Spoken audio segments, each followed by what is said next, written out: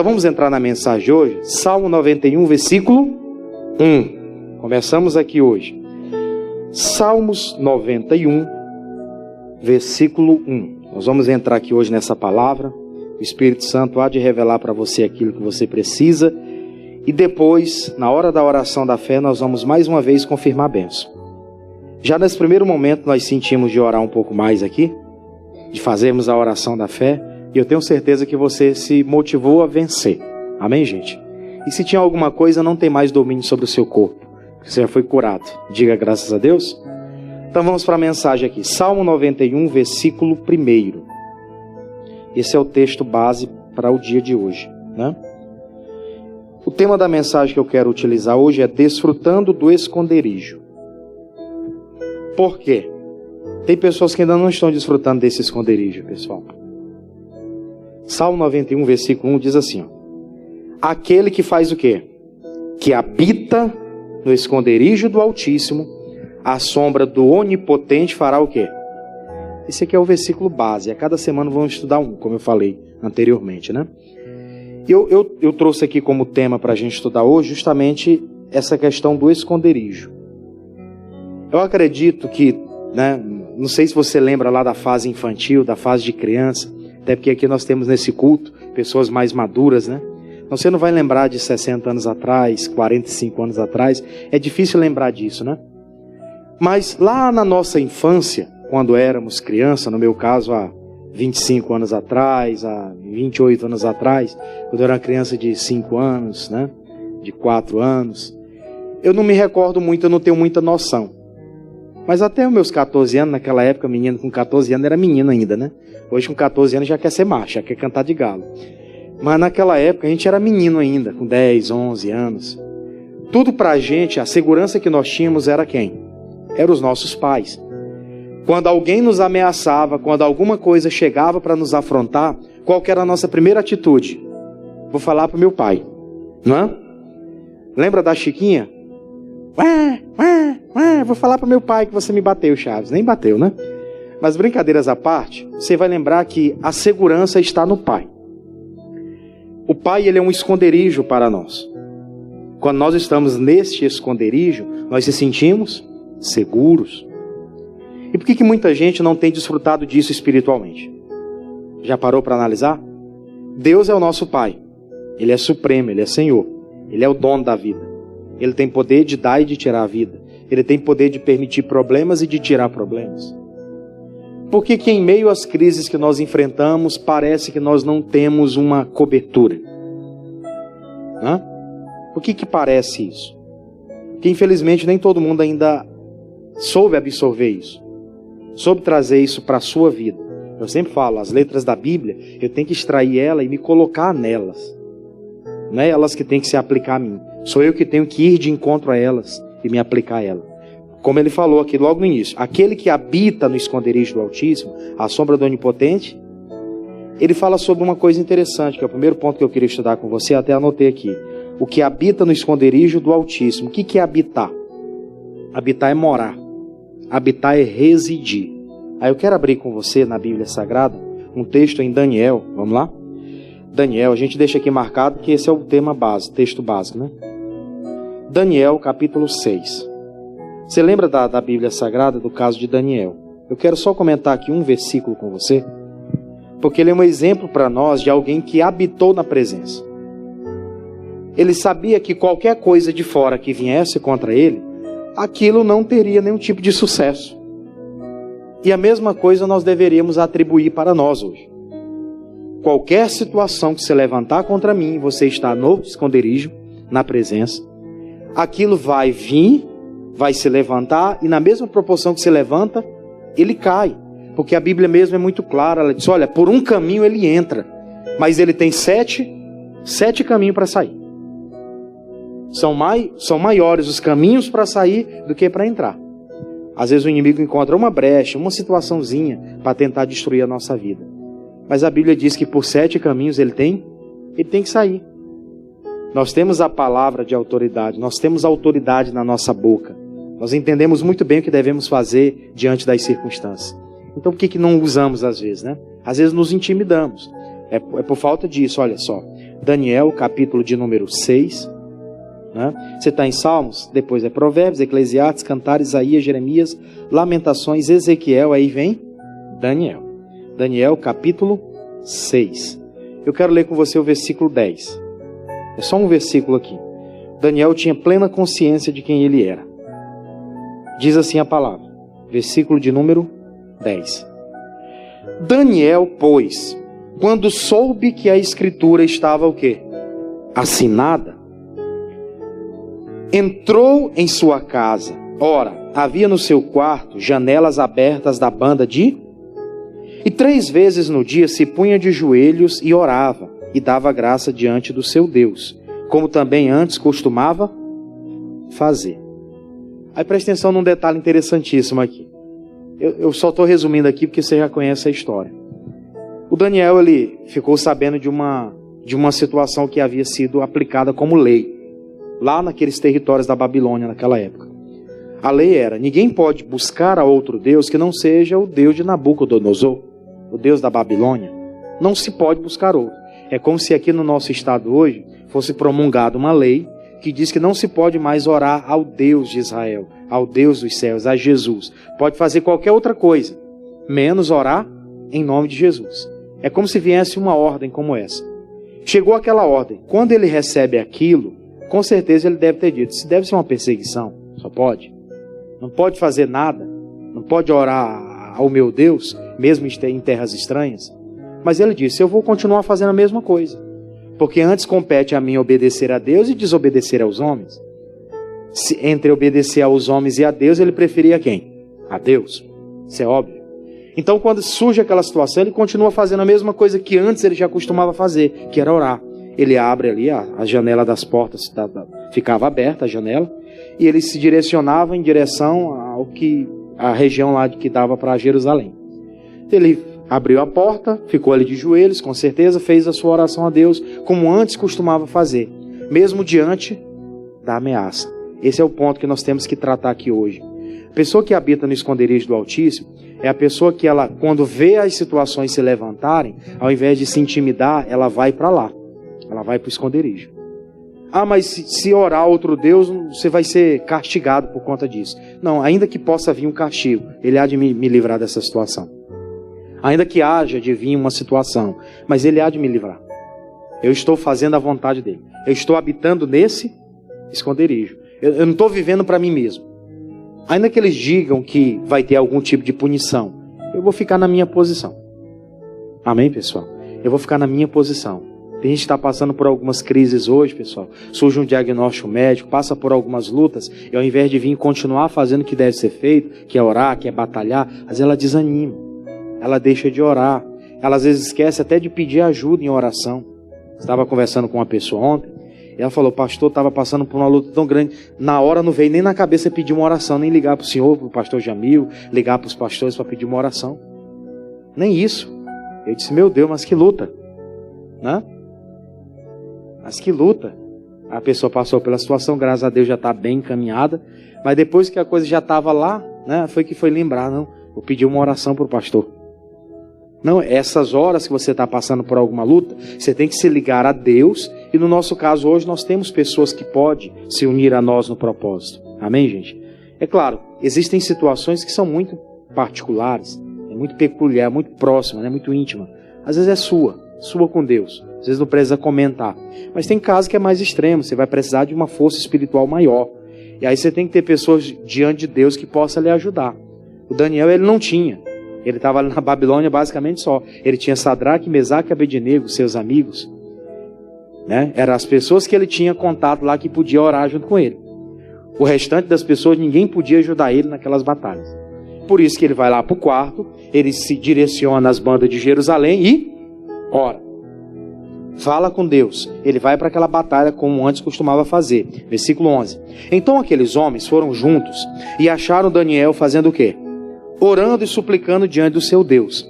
Então se apresentaram e disseram ao rei, no tocante no mandamento do rei, porventura não assinaste um edito pelo qual todo homem que se fizesse uma petição a qualquer Deus ou a qualquer homem por um espaço de 30 dias, senão a ti, ó rei, seria lançado na cova dos leões?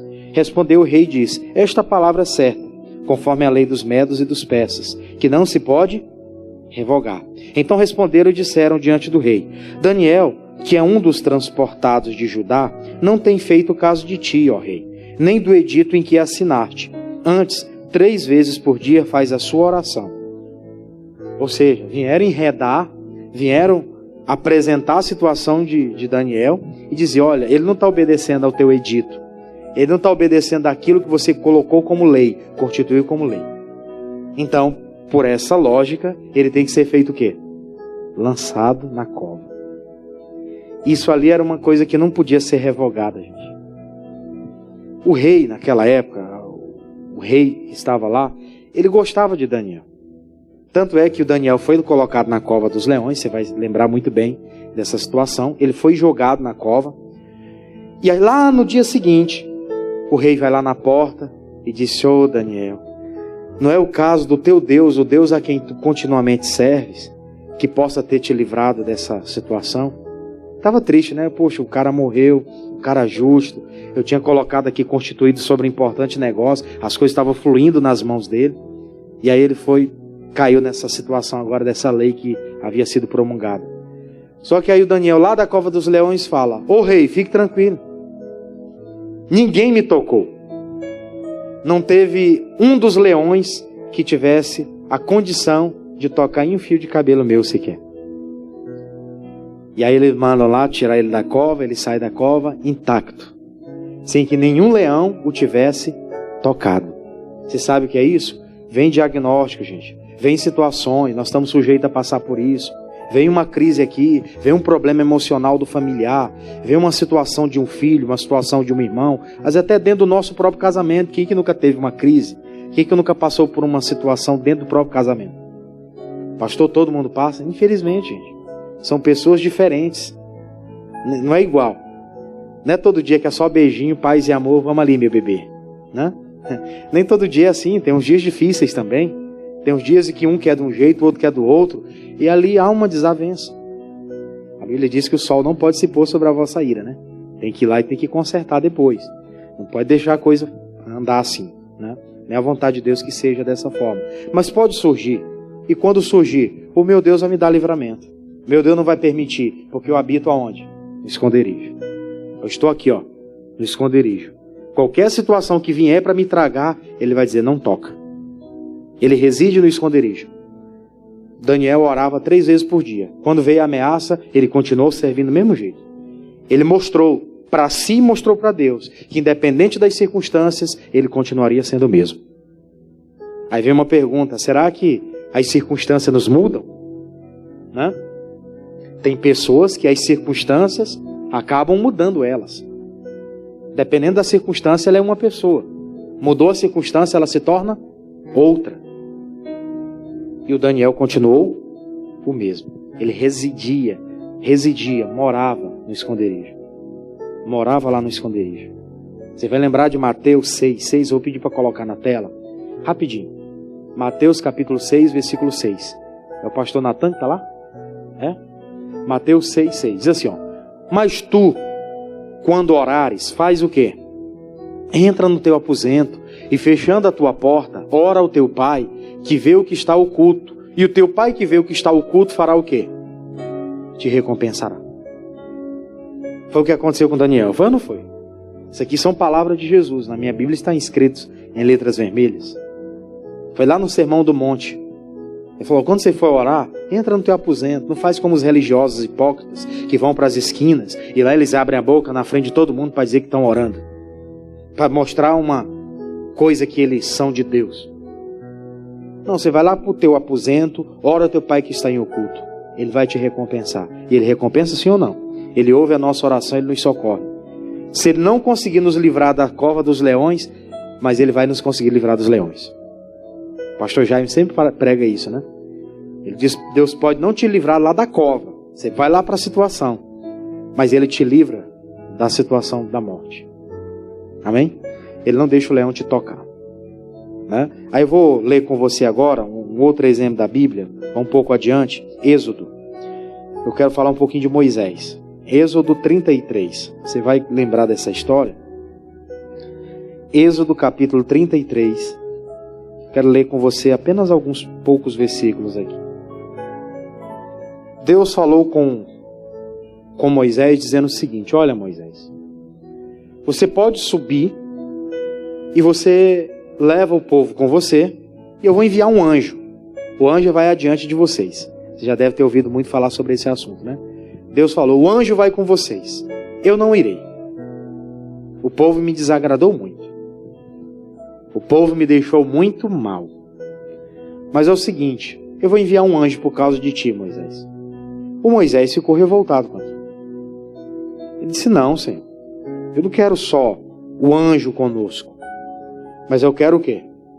A tua presença. Nós estamos habitando no esconderijo. Moisés tinha passado 40 dias e 40 noites no monte, jejuando e orando. Enquanto isso, o povo está lá embaixo fazendo o quê? Construindo bezerro de ouro lá junto com Arão. Arão manda o povo trazer os pendentes de ouro e prepara o bezerro. Tem um auxiliar desse, é melhor você ter um inimigo, não é uma? Moisés tem um auxiliar que é melhor ele ter um inimigo do que um auxiliar, né? Não é fácil não.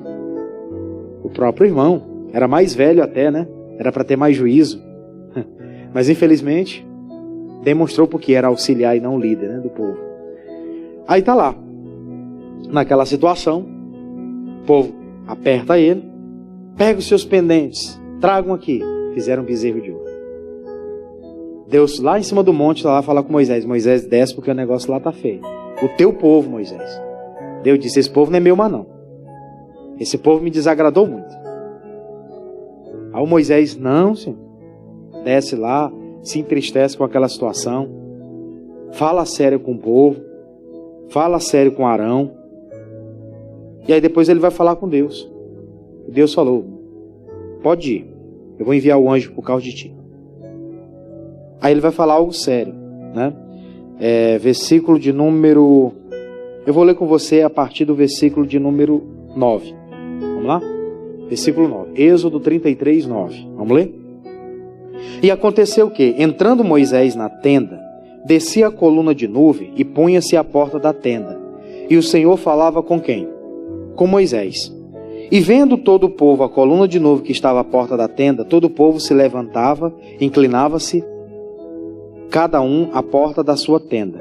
E falava o Senhor a Moisés face a face, como qualquer fala com seu amigo. Depois tornava ao arraial, mas o moço Josué, filho de Nun, seu servidor, nunca se apartava do meio de onde? Da tenda. Tem esse homem chamado Josué, lá na frente ele se tornou o líder do povo, e não foi por um acaso. Não foi por um acaso. Né? Não foi por um acaso. Você percebe uma coisa interessante aqui. Quando Deus fala com Moisés, Moisés entendeu, né? A presença do Senhor, ele disse: eu não vou sem a tua presença. Deus acatou aquilo que ele falou. A tua presença, então, eu vou mandar, a minha presença vai contigo, por causa de você, Moisés. Mas cuida desse povo aí. Aí todos os dias, Deus vinha lá na tenda, como nós lemos aqui, uma coluna vinha de uma nuvem forte sobre aquela casa. Deus falava com Moisés face a face. Todo o povo se abaixava e se inclinava. Diz a palavra aqui que um homem chamado Josué, filho de Nun, seu servidor, nunca se apartava da onde? Do meio da tenda. Interessante é que todo o povo depois se ausentava. O Josué fazia o quê? Continuava lá. Enquanto eu meditava nisso, eu entendi. Por que que lá na frente Deus escolheu Josué? Por que que Deus escolheu Josué? Porque era alguém que amava a presença. Falando dessa matéria de habitar no esconderijo, era alguém que amava estar no esconderijo. Todo mundo saía da tenda e o Josué continuava lá na tenda, na sombra do esconderijo. Ele continuava lá. O Senhor está se revelando a Moisés: eu estou aqui. Se o Senhor precisar de mim, conta comigo. Amém, gente? Será que Deus pode olhar para a terra hoje e nos ver assim? Olhar e dizer assim: eis-me aqui, Senhor, pode contar comigo, eu estou aqui, ó, na tenda. Glória a Deus. Você vê a importância de congregar? E muita gente perde isso, pessoal. Tem gente que não gosta de gastar tempo ouvindo, não gosta de gastar tempo orando, não gosta de gastar tempo aqui meditando. absorvendo. Para ela, quanto menos, às vezes melhor. E são pessoas que são frágeis espiritualmente falando. Elas não entendem as coisas espirituais, elas olham tudo de forma carnal. Por isso que tudo é motivo de briga, de discordância. Não concordo com isso, não concordo com aquilo. Elas não discernem. Elas não estão no esconderijo. Aí qualquer crise que vier, qualquer luta que vier, o que eles fazem? Eles caem. Por isso que eu e você, nós temos que continuar assim, ativos. Amém, gente? Ativo. Estou no esconderijo. Todo mundo se ausenta da tenda, mas eu continuo na tenda. Todo mundo gosta de aventurar lá fora, pois eu tenho minha vida lá fora, faço o que tem que ser feito, segundo o que diz respeito à minha humanidade, né? Eu como ser humano, como cidadão, preciso resolver minhas coisas lá fora, sim ou não? Preciso pleitear minhas causas, preciso trabalhar, assim, assado, buscar meus direitos, beleza. Mas eu não desisto de estar habitando na tenda. A tenda para mim é um lugar insubstituível. Glória a Deus. Para o Josué era insubstituível. No versículo 12 diz assim: E Moisés disse ao Senhor: Eis que tu me dizes, fazes subir a este povo, porém não me fazes saber quem hás de enviar comigo? E tu disseste: Conheço-te por teu nome, também achaste graça aos meus olhos. Agora, pois, se tem achado graça aos teus olhos, rogo-te que agora me faça saber o teu caminho, e conhecer-te-ei, para que ache graça aos teus olhos. E atenta que esta nação é o quê? É o teu povo. Ele foi brigar com Deus, gente. E tem hora que a gente faz isso aqui pela família. Faz ou não faz? Faz. Tem dia que nós fazemos isso pela família. Meu Deus, ele é teu, ele é tua. Mesmo ele nos deixando irritado às vezes. É ou não? O amor é esse. Onde você dá a vida por alguém, mesmo quando ela nem tchum para você. Né? Esse é o verdadeiro amor. Que independente de ser correspondido, independente de estar sendo agradável ou não, ele continua beneficiando. O Moisés amou o povo. Ele disse: Senhor, esse povo é teu. O Senhor está colocando na minha custódia, né? Na minha autorização. Mas eu digo, esse povo é teu. Ele vai habitar no teu esconderijo. Na sequência. 14. Disse, pois, irá a minha presença contigo, para te fazer descansar. Então disse: se a tua presença não for conosco, não nos faça subir daqui.